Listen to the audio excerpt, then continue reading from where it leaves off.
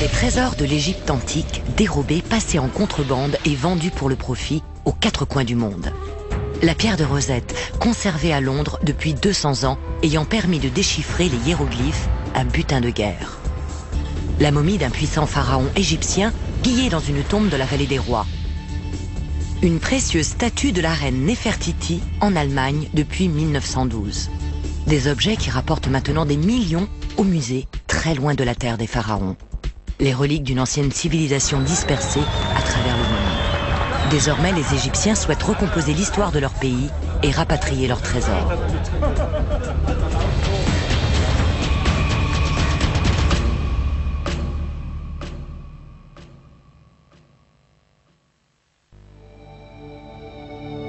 La vallée des rois. Un berger tombe sur une grotte isolée et reste ébahi en découvrant des bijoux, des statues et même des momies extrêmement précieuses. Ahmed Abdel Rassoul partage son secret et sa fortune avec sa famille. En 1871, ils rejoignent les rangs des pilleurs de tombes et des chercheurs d'or, responsables du dépouillement de l'Égypte depuis des milliers d'années. Des milliers d'objets valant des millions d'euros réapparaissent maintenant, non pas en Égypte, mais dans les musées de Londres, Berlin et New York. Nous avons besoin de l'Égypte pour nous comprendre nous-mêmes. Et le meilleur moyen de véhiculer ce message, ce sont les œuvres d'art. Pour ces musées, les objets égyptiens représentent une formidable attraction et engendrent un important commerce. La vente des répliques rapporte des millions et des millions d'euros chaque année. Les remettre à leur patrie pourrait conduire à la ruine financière. Mais l'Égypte lance une campagne de plus en plus insistante pour les récupérer.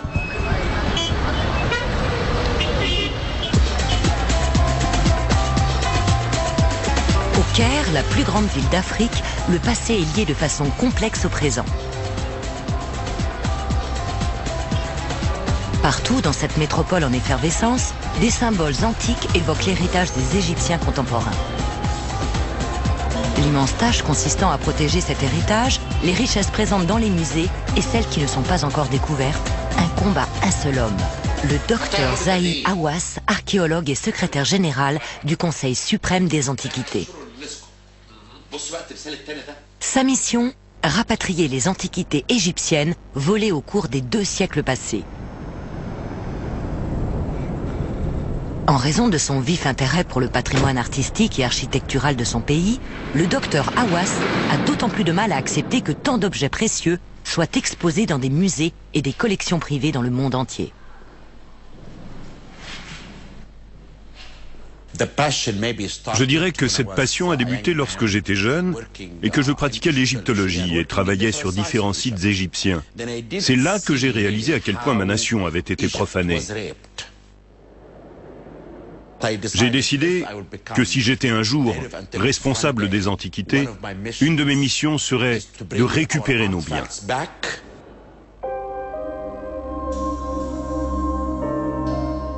Le docteur Hawass ne réclame pas tous les objets pris à l'Égypte, mais seulement ceux qui ont été illégalement déplacés pendant les 2 siècles derniers. L'histoire a connu de nombreux pillages, et en temps de guerre, les vols de biens culturels sont monnaie courante. Enfin, c'est une action punitive. Il s'agit de punir un peuple en s'emparant de ses biens, etc. Tant d'objets d'art disséminés ça et là dans les musées ont été dérobés que finalement se concentrer sur les circonstances spécifiques du vol d'une pièce en particulier ne permet pas vraiment, en général, de prendre une décision concernant l'avenir de cette pièce. Voici la question la plus controversée concernant l'archéologie égyptienne de nos jours. Les reliques appartiennent-elles aux grands musées qui les ont acquises, pas toujours de façon légitime, ou devraient-elles retourner dans leur pays d'origine? Bien sûr, on peut dire « Oh, ce musée, le Louvre ou le British Museum, la met tellement bien en valeur ». Mais il y a des gens ici, en Égypte, qui ont le droit de voir leur propre histoire. Il est stupide de penser que tout devrait être rendu à l'Égypte. Ils n'ont déjà pas assez de salles pour exposer tout ce qu'ils possèdent. Les choses restent dans des réserves éparpillées dans le pays. Cependant, le nouveau programme égyptien sur la construction de musées semble indiquer que ces critiques pourraient bientôt être dépassées. L'Égypte progresse à grands pas et est désormais en mesure d'exposer davantage d'objets. Ici, sur le plateau de Gizeh, les étudiants assistent à un cours pratique sur la préservation du passé. Sans étudier la civilisation égyptienne antique, l'histoire égyptienne antique, sans connaître la vérité sur ses ancêtres, nous ne pouvons pas sauver les antiquités égyptiennes en Égypte. C'est pourquoi nous faisons cela dans les écoles. C'est le seul moyen de sauvegarder et de protéger nos reliques à l'intérieur du pays. Avec environ 70% de trésors de l'Égypte antique toujours ensevelis, d'extraordinaires objets restent certainement encore à découvrir. Mais cela n'empêche pas pour autant le docteur Hawass de vouloir récupérer les trésors pillés de sa patrie, exposés actuellement aux quatre coins du monde. Du temps de la construction des pyramides, les tombes des pharaons faisaient de nombreux envieux, une cible idéale pour les voleurs. Enterrés aux côtés de leur roi, s'étalaient des merveilles que les Égyptiens de l'époque trouvaient eux-mêmes irrésistibles. Moins d'un siècle après leur édification, les pyramides de Gizeh avaient été pillées. Les pharaons cherchèrent une nouvelle nécropole sur la rive ouest du Nil, en face de la capitale, à Thèbes.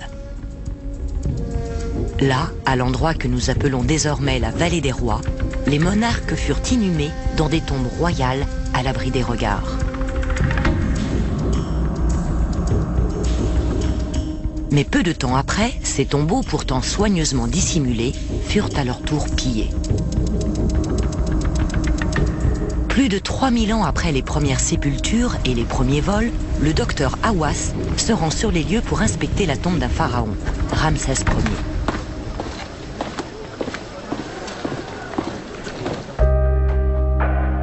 En 1295 avant Jésus-Christ, le corps momifié de Ramsès Ier fut enterré dans ce tombeau. Les murs sont recouverts d'images du pharaon, accompagnés des dieux destinés à le protéger pendant son voyage. En l'occurrence, il avait besoin d'une importante protection. En 900 avant Jésus-Christ, le pillage des tombes dans la vallée des rois fut sans précédent. Les prêtres durent agir pour défendre la dépouille des pharaons. Lorsque le grand prêtre d'Amon entreprit de sauver toutes ces momies, il désigna des hommes pour rester à l'intérieur des tombes et veiller sur les cercueils et les momies. Le grand prêtre fit déplacer Ramsès dans une partie isolée de la vallée. Aujourd'hui, le docteur Hawass refait le parcours en suivant une piste désertique. La momie de Ramsès Ier ne fut pas la seule à faire ce voyage. De nombreux souverains furent ensevelis dans des lieux dissimulés dans les rochers, les sites les plus sûrs de tous. Ramsès y resta caché pendant 3000 ans, jusqu'à ce qu'il soit accidentellement découvert à la fin du 19e siècle par une famille d'autochtones, les Abd el-Rassoul. En 1871, un des membres de la famille gardait ses chèvres et ses moutons dans cette vallée-là. Et une de ces chèvres s'échappa jusqu'à cet endroit. Au début, Ahmed Abd el-Rassoul put à peine distinguer sa chèvre perdue et encore moins voir ce qui se trouvait 13 mètres plus bas. Mais en se penchant par l'ouverture, ses yeux s'habituèrent à l'obscurité et il s'étonna de découvrir des trésors, tous plus beaux les uns que les autres. Ignorant l'importance historique de sa trouvaille, il l'exploita pendant les 10 années qui suivirent.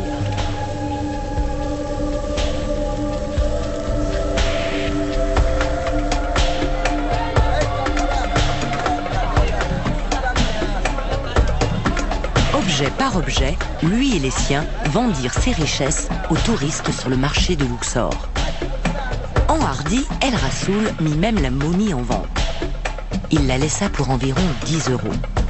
L'acquéreur était un médecin canadien du nom de James Douglas qui la fit sortir mystérieusement du pays. Lorsque les autorités du Caire apprirent que des objets royaux circulaient sur le marché de l'art à Luxor, elles commencèrent à enquêter. Les Abd el-Rassoul furent pris peu de temps après dans leur village de Gourna, dans la vallée des rois.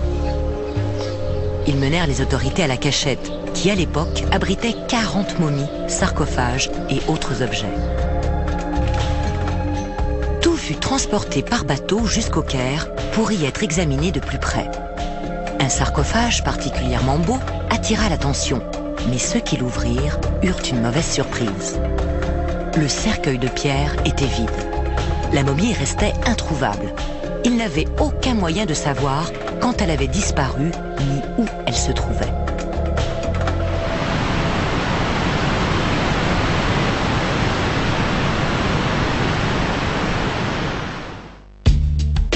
Au Niagara Falls Museum, en Ontario, au Canada, les conservateurs prirent livraison d'un nouvel objet d'exposition, acheté à un certain James Douglas, de retour d'Égypte depuis peu. Le bien fut installé à côté d'un veau à 2 têtes, des têtes réduites, et divers autres prétendus monstres de la nature. Elle y resterait pendant les 140 années suivantes.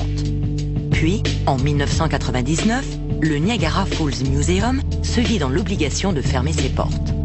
En quête d'un nouveau foyer pour ces différentes antiquités égyptiennes, le musée contacta le musée Michael C. Carlos d'Atlanta, en Géorgie. Ce dernier était véritablement intéressé, mais ne possédait pas les fonds nécessaires pour l'acquisition de la collection. Le journal local, l'Atlanta Journal-Constitution, publia cette histoire et les téléphones se mirent à sonner. Il y eut un formidable élan de générosité pour que la ville puisse acheter ces merveilles. L'université Emory d'Atlanta est affiliée au musée.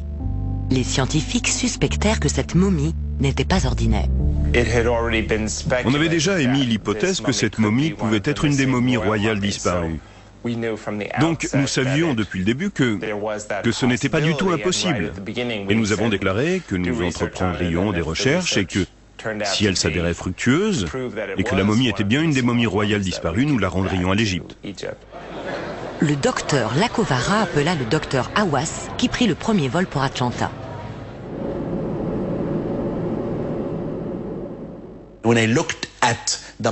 J'ai regardé la momie à presque 1,50 m de distance et j'ai dit « c'est un roi ». Tout de suite, parce que j'ai remarqué que le style des mains et du visage ressemblait à celui de Séti. La momification des jambes et du visage correspondait à un souverain. Le musée utilisa un scanner, des rayons X et la datation au carbone 14 pour permettre au docteur Hawass de confirmer son jugement. En effet, il s'agissait bien d'une momie royale, et pas n'importe laquelle, celle du fondateur de la 19e dynastie, Ramsès Ier. Le musée avait donc acquis une relique d'une valeur exceptionnelle et d'un intérêt historique. Je pense qu'il faut que les gens réalisent que c'est un être humain d'une incroyable importance culturelle pour le peuple égyptien. Jamais personne ici ne s'est posé de questions sur ce que nous allions faire, parce que c'est la bonne décision. Le musée Michael C. Carlos, en montrant qu'il est capable d'offrir de son plein gré de nous rendre Ramsès Ier, pour qu'il retrouve les autres rois, transmet un très beau message au monde entier. Mais je pense que c'est également un message pour les autres musées. Si vous possédez un objet unique, il devrait être rapatrié en Égypte. En octobre 2003, le docteur Hawass est revenu au musée Michael C. Carlos pour une cérémonie historique de remise d'objets d'art. Lui et la directrice du musée, le docteur Bonnie Speed, ont signé l'acte de donation. La momie de Ramsès Ier rentrera donc chez elle.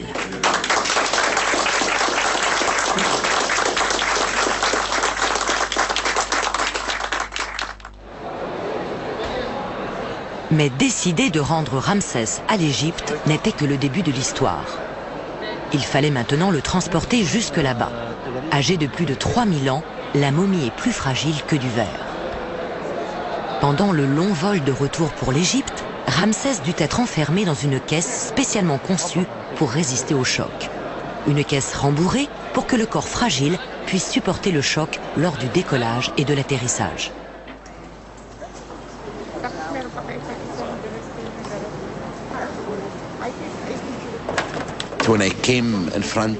Lorsque je suis arrivé devant la caisse et que j'ai mis, avec Bonnie Speed, le drapeau égyptien dessus, j'ai vraiment senti mon cœur s'emballer. J'étais tellement heureux que ce rêve devienne enfin réalité. Le roi revient en Égypte, et je n'ai pas de mots pour décrire ce moment.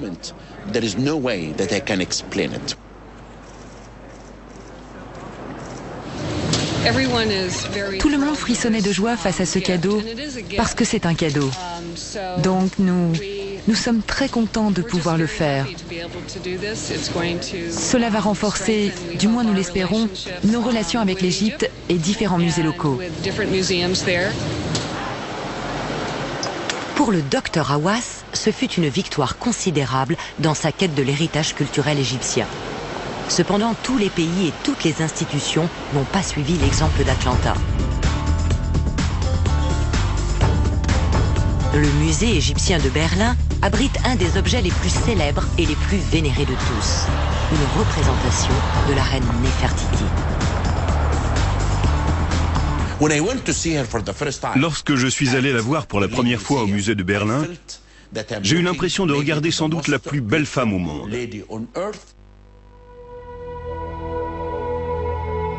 Néfertiti n'avait pas seulement un beau visage. C'était la reine du pharaon Akhénaton. Avec son époux, ils vécurent à une époque révolutionnaire de l'histoire égyptienne. La période de 1350 avant Jésus-Christ connut un bouleversement religieux. Les dieux traditionnels du pays furent abandonnés par la famille royale en faveur d'un seul et unique dieu, le disque solaire Aton. Mais cette révolution ne s'arrêta pas à la religion. L'art contemporain, c'est-à-dire l'art d'Amarna, connut lui aussi une évolution insolite en raison de son réalisme.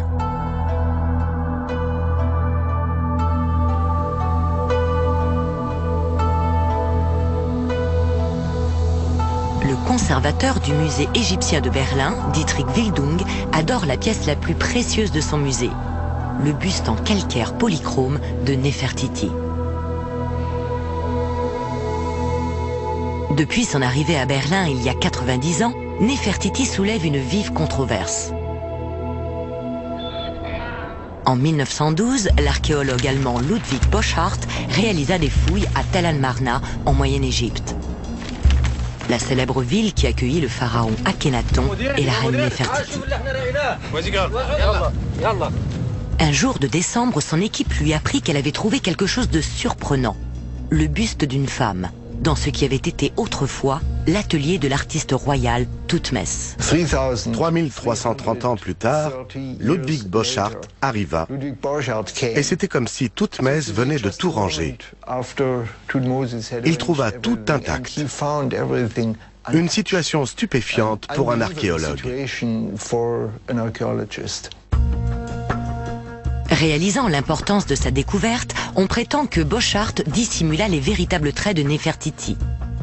Et lorsque vint le moment de diviser le butin entre les Allemands et les Égyptiens, l'archéologue trompa délibérément les autorités. Au musée du Caire, les conservateurs furent escroqués lors du partage. Les Allemands emportèrent le buste et le restaurèrent, mais quand les Égyptiens découvrirent que la pièce était aussi belle qu'elle peut l'être aujourd'hui, ils la réclamèrent puisqu'elle était sortie du pays illégalement. Au début des années 30, l'Égypte exigea que le buste lui soit rendu. Au début, le nouveau chef d'État allemand semblait consentant, mais quand Adolf Hitler porta les yeux sur la belle Néfertiti, il aurait changé d'avis. Il déclara que la statue resterait en Allemagne.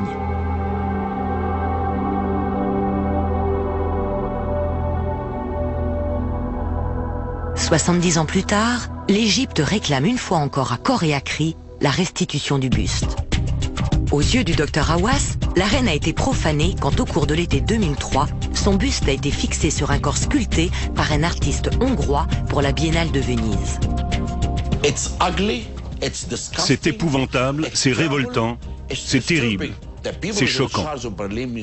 Les responsables du musée de Berlin devraient savoir que les pièces égyptiennes ne sont pas destinées au commerce. Et je ne pense pas que l'on puisse comparer les artistes d'aujourd'hui, auteurs de cet horrible corps, avec l'artiste de la période Amarna. Mais le docteur Wildung voit les choses autrement. En fait, il affirme qu'ils ont puisé leur inspiration artistique dans une petite statue en calcaire de Néfertiti trouvée à Amarna et qui se trouve également au musée de Berlin. Les objets d'art vivent. Ils évoluent jour après jour. Par conséquent, les affaires continuent pour donner aux artistes modernes l'occasion d'utiliser l'art égyptien comme une partie intégrante de leur propre travail. Toutefois, cette sculpture contemporaine n'a fait qu'attiser le désir du docteur Hawass de récupérer Néfertiti. Il est irrité par ce qu'il considère comme un abus impudent infligé à une représentation égyptienne. Ils peuvent faire ça avec un faux buste de la reine, mais ils ne peuvent pas se servir de l'original, un chef-d'œuvre, la plus belle pièce du musée de Berlin. J'aimerais que vous me citiez une seule personne qui approuverait un tel acte. Nous avons l'habitude de prendre soin des antiquités.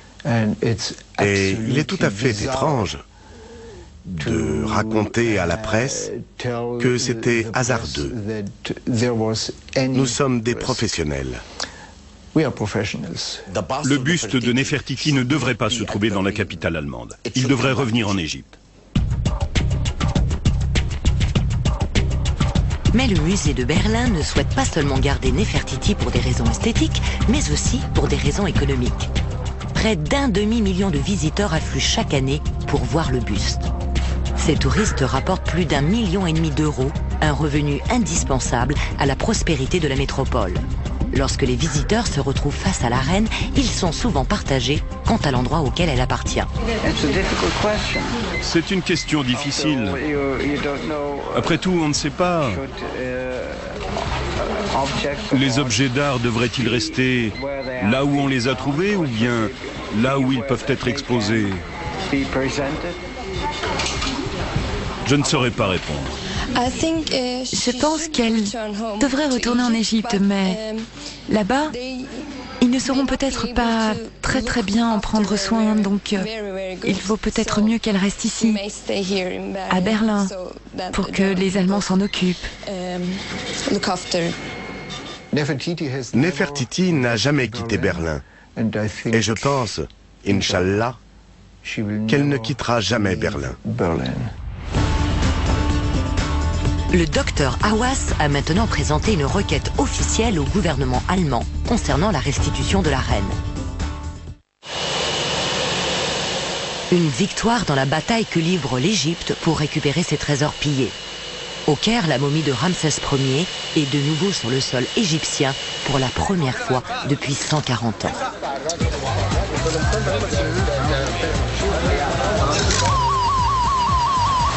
Ce n'est qu'une halte pour Ramsès, car il lui reste 500 km à parcourir avant d'arriver chez lui à Luxor.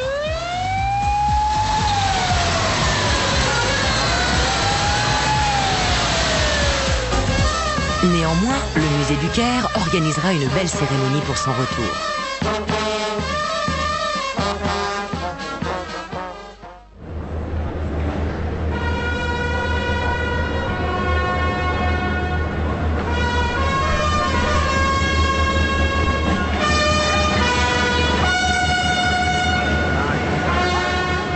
Une grande appréhension règne alors que l'on soulève le couvercle de la caisse. Le pharaon est-il toujours en un seul morceau? Fort heureusement, oui.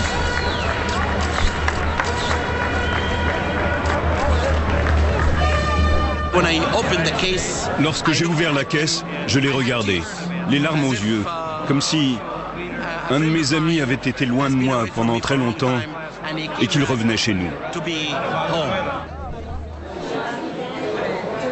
Avant de rejoindre Luxor, Ramsès Ier a été temporairement exposé dans la salle des momies du musée. Une famille est réunie pour la première fois au musée du Caire. Ramsès Ier, le chef de famille, Séti Ier, son fils, et Ramsès II. C'est véritablement merveilleux de voir Ramsès ici.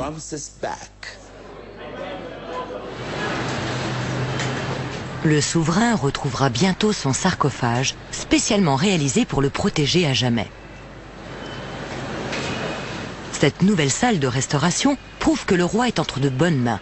L'Égypte est désormais capable de restaurer et de préserver ses antiquités.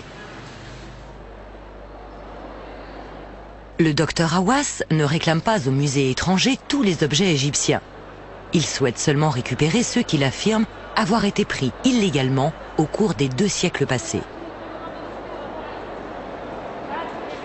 On pourrait dire qu'une de ces pièces, la pierre de Rosette, est la plus importante de toutes.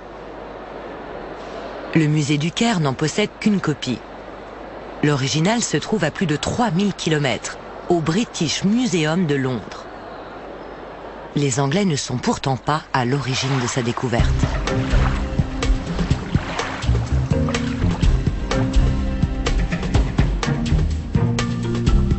En juillet 1798, l'armée française sous Napoléon envahit l'Égypte.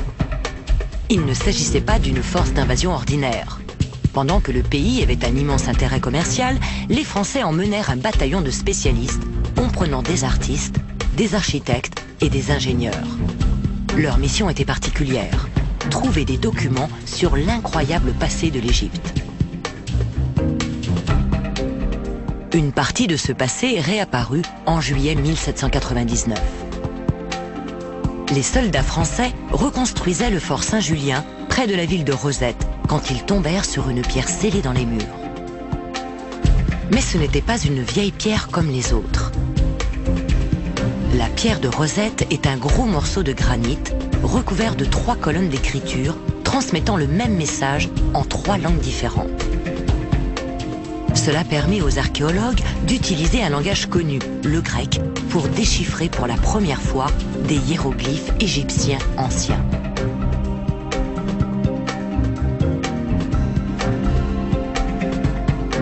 Les Égyptiens sont probablement, de tous les peuples antiques, ceux qui ont laissé le plus grand nombre de documents écrits. Personne n'avait écrit ni lu des hiéroglyphes depuis la fin des années 400 après Jésus-Christ.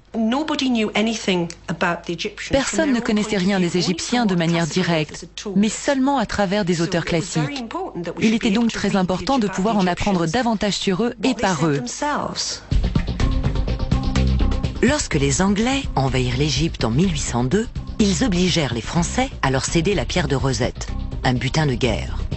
Une fois à Londres, elle fut placée dans le British Museum, tout juste construit à l'époque.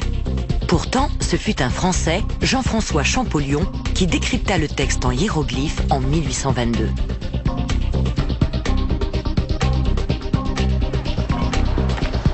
Mais alors que ce dernier jouissait de la gloire d'avoir déchiffré le code, la pierre resta dans la capitale anglaise.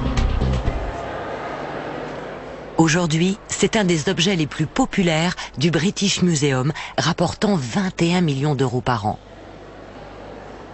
Si l'on considère le British Museum, il possède de magnifiques objets, des statues, des colonnes de temples, des tombeaux, des reliefs muraux, tout y est. Nous avons besoin de la pierre de Rosette, parce qu'elle est unique. Et une pièce unique devrait retrouver sa patrie, l'Égypte. Personnellement, je pense qu'elle devrait rester au British Museum avec le reste de la collection égyptienne.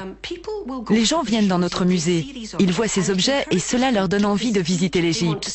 Ils veulent voir le berceau de ces reliques, ils veulent en voir plus sur place. Mais le docteur Hawass n'est pas convaincu. Selon lui, la pierre de Rosette devrait être rapatriée parce qu'elle est la clé de la compréhension de la civilisation égyptienne antique. C'est comme le symbole de notre identité égyptienne, car sans la pierre de Rosette, nous ne saurons jamais rien sur l'archéologie. Je pense que les réclamations concernant son retour mettent en avant des idées très incertaines. En particulier, cette notion que quelque chose datant de 196 avant Jésus-Christ a une sorte de lien culturel essentiel avec le peuple égyptien d'aujourd'hui. À mon avis, ce qui est merveilleux concernant la pierre de Rosette, et surtout concernant son emplacement, au British Museum, c'est que cela montre que les peuples sont liés entre eux, à travers les cultures, et qu'ils ne sont pas emprisonnés par leurs origines anglaises, londoniennes ou égyptiennes. Actuellement, le British Museum ne prévoit pas de prêter ni de rendre la fameuse pierre à l'Égypte.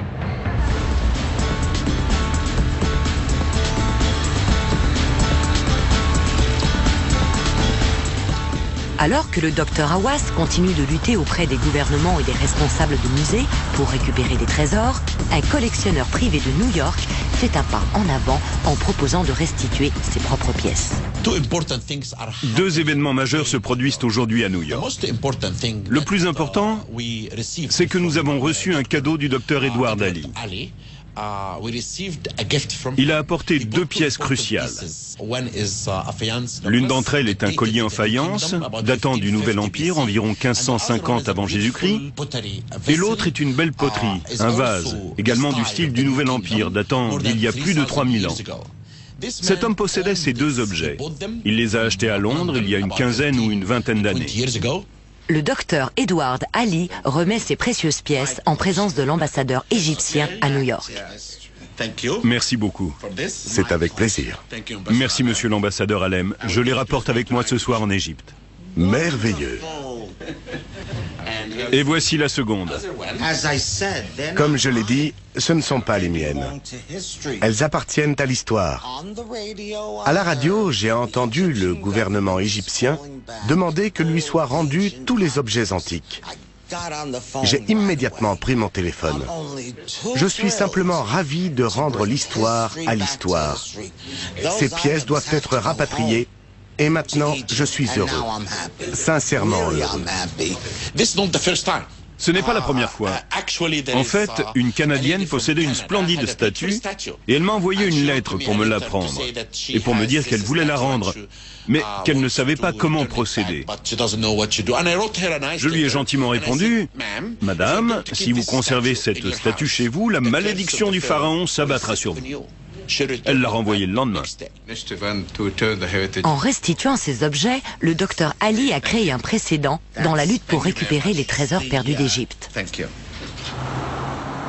Le docteur Hawass est déterminé à ce que les principaux musées du monde considèrent le problème des objets volés dans leur collection.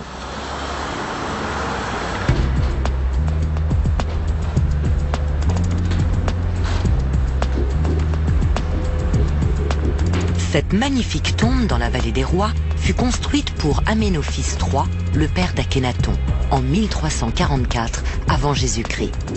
Mais plusieurs des plus importants visages d'Aménophis manquent et sont exposés au musée du Louvre à Paris.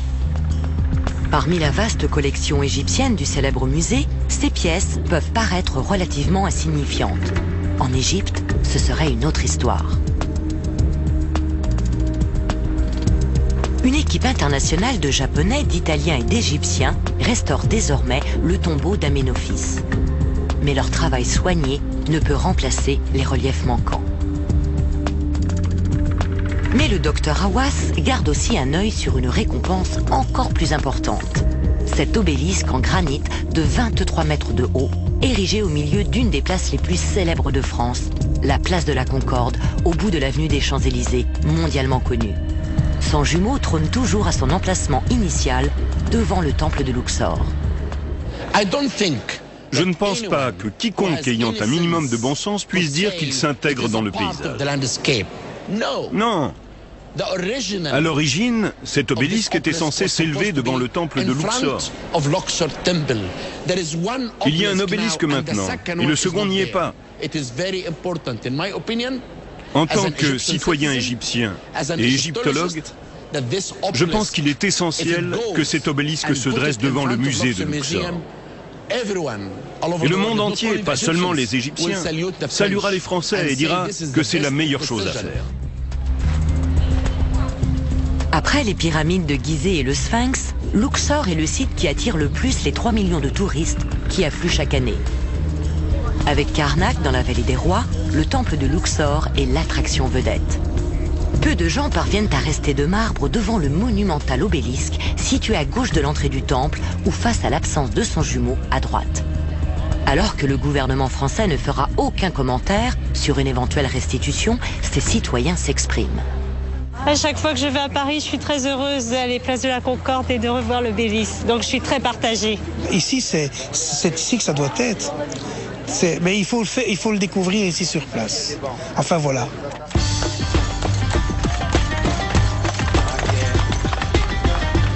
À environ 1 kilomètre du temple, le musée des Antiquités de Luxor est remis à neuf pour accueillir un trésor national qui rentre définitivement dans sa patrie.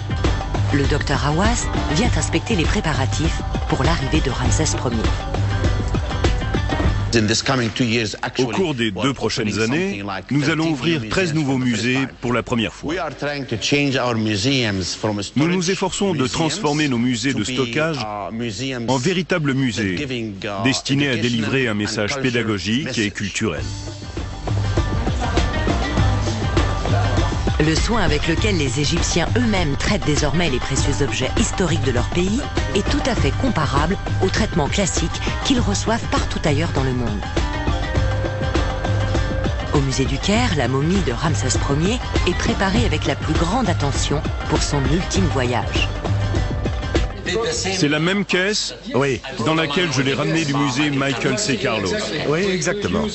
Le docteur Hawass examine la préparation du célèbre pharaon avec Patrick Deloche, un déménageur professionnel spécialisé dans les objets anciens. Des morceaux de mousse ont été soigneusement découpés pour envelopper parfaitement la momie. Le docteur Hawass s'inquiète de la suite des événements, une fois arrivé à Luxor, car le précieux corps devra finir le trajet en camion.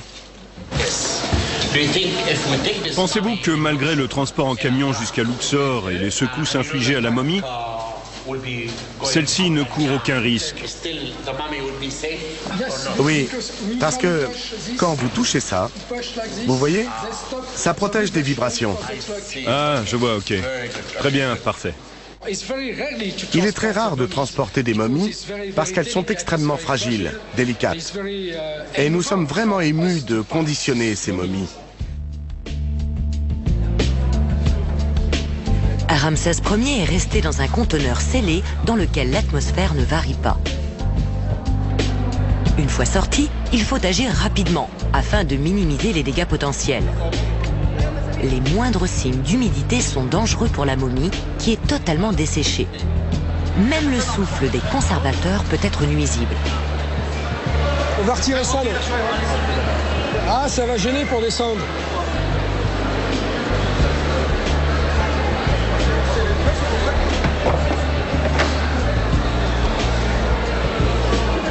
Tu as prévenu, Laurent, qu'ils nous préviennent qu'on est là? Le docteur Salima Ikram, experte mondialement réputée pour l'étude des momies antiques, surveille l'opération. C'est véritablement passionnant de pouvoir examiner les momies, surtout celles qui viennent de revenir et que l'on n'a pas eu la chance d'étudier de manière approfondie avant. Et le fait que le musée Michael C. Carlos de l'université Emory ait rendu cette momie à l'Égypte est assez formidable car ce geste ouvre la voie à de nombreux échanges de reliques entre les pays. La momie fait ressurgir ce qu'il y a de meilleur en nous. Elle a permis d'établir une collaboration internationale avec l'équipe française qui l'a préparée. Les Français emballent les objets du musée, et ce depuis de nombreuses années. Ils sont habitués à s'occuper d'objets très fragiles et sont donc spécialisés dans leur déplacement, mais aussi dans leur conservation. Et lorsqu'ils transportent des pièces délicates comme cette momie ou les trésors de Toutankhamon, elles arrivent à destination en bon état. Chaque détail a été minutieusement pensé. La caisse de Ramsès porte même son nom.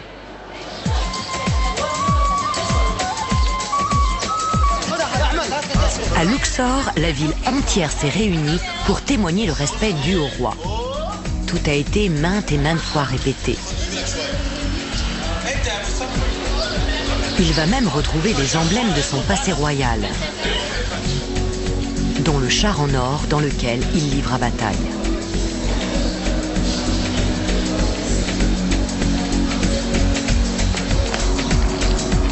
Un bateau spécial a été mis en service pour transporter Ramsès Ier sur le Nil. Il va passer sur la rive ouest, le site initial de sa sépulture dans la vallée des rois.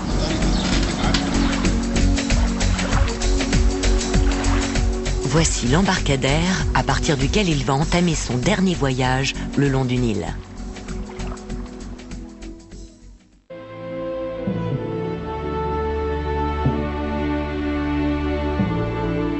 Alors que le jour se lève sur la vallée des rois, une journée historique s'annonce pour les habitants de Luxor.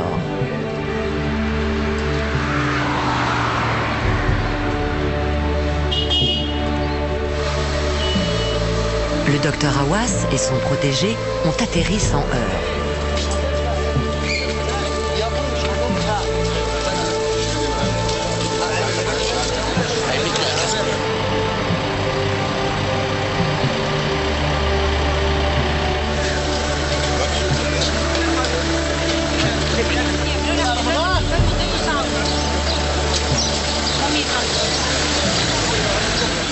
Ils vont être accueillis en héros par le peuple égyptien.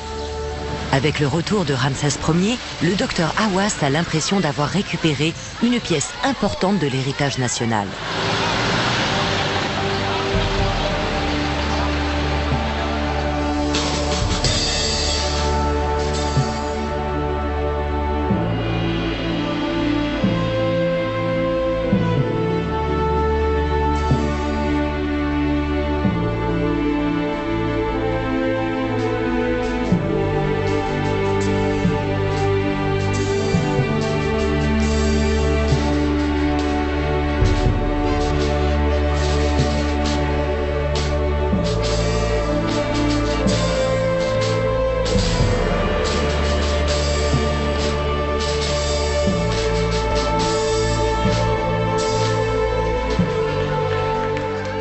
Le cortège prévu pour le pharaon reflètera le cortège funéraire original du souverain.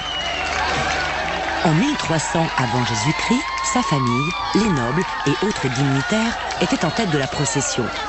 Tout comme aujourd'hui, le docteur Zahi Hawass ouvre la marche jusqu'au temple de Karnak.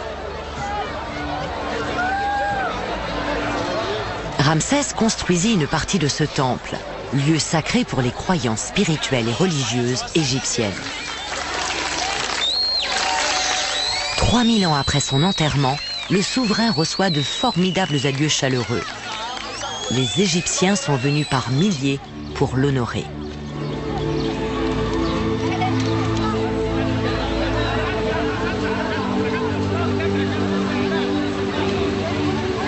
Le voyage de Ramsès Ier continue sur le Nil.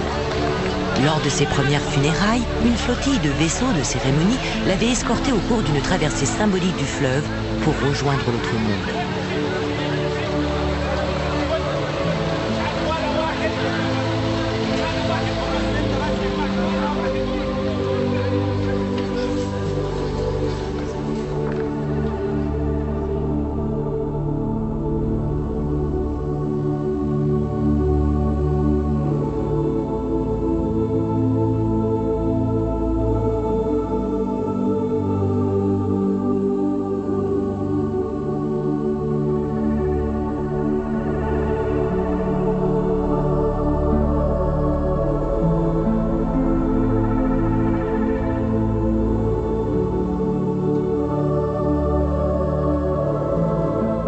De l'autre côté du fleuve se trouve la vallée des rois, le premier lieu de sépulture du pharaon.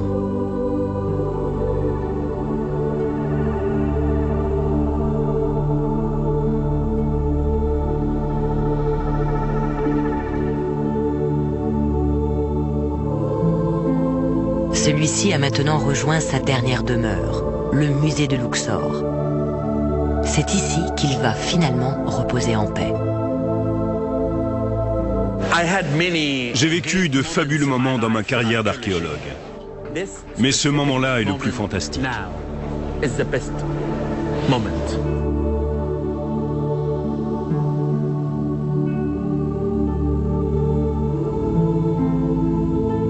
Après le retour de Ramsès Ier en Égypte, plus de 500 autres objets dispersés à travers le monde ont été restitués. Le rapatriement du pharaon à Luxor a clairement montré aux autres pays que les pièces uniques, comme cette momie, devaient retourner chez elles.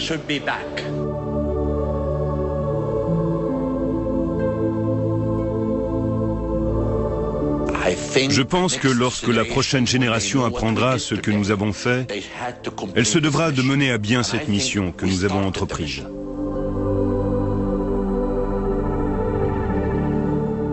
Récupérer les objets volés est désormais une des priorités absolues de l'Égypte. La campagne mondiale du docteur Hawass débute tout juste, mais les comportements commencent déjà à changer. Les musées font de plus en plus attention à ce qu'ils acquièrent. S'ils soupçonnent la moindre anomalie concernant une relique, qu'elle ait été pillée par exemple, alors il y a bien moins de chances qu'ils l'achètent que dans le passé. Et la manière dont les musées considèrent les pièces exceptionnelles qu'ils possèdent déjà pourrait également évoluer peu à peu. Si je ne parvenais pas à rapporter la pierre de Rosette ou le buste de Néfertiti pour qu'ils soient exposés pendant une courte période en Égypte, je pense que d'autres générations réussiront. Mais le débat est loin d'être clos. De nombreux arguments en faveur de la restitution sont très risqués. En particulier, la notion selon laquelle certaines personnes ont davantage le droit de parler des objets du passé que d'autres. Cela signifie qu'en fonction de leur identité, des personnes n'auraient plus accès aux recherches et aux nouvelles idées. Le docteur Hawass est déterminé à s'imposer face à de telles critiques. Il pense que la bataille à venir ne peut avoir qu'une seule issue possible. Je me sens fier, parce que je suis en train de gagner.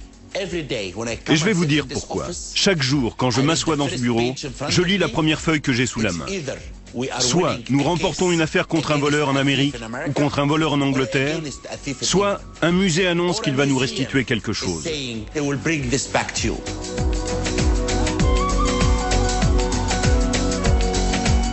Les trésors d'Égypte ne sont plus perdus pour eux.